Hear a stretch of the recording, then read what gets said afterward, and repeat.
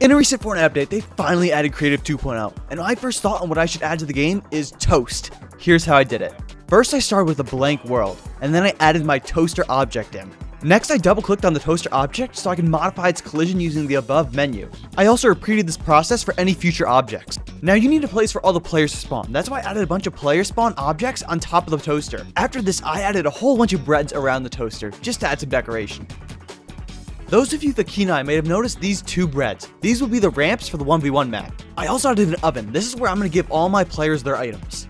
Now, in order to tell my players what items they can get, I added 3 labels that said classic, modern, and silly. Now, I wanted my players to jump inside the toaster to get teleported to the oven, so I added 2 labels that said select items in order to tell them where to go. Unrelated, I also had a giant toast man in the sky.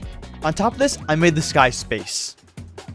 Quick intervention, if you want to support my content, you can use code NADETORIO in the item shop, or you can play my map using this code.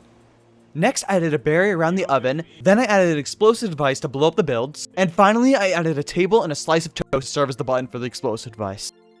After this, I finished up the last bit of mechanics such as the item granters and teleporters, and then my map was done.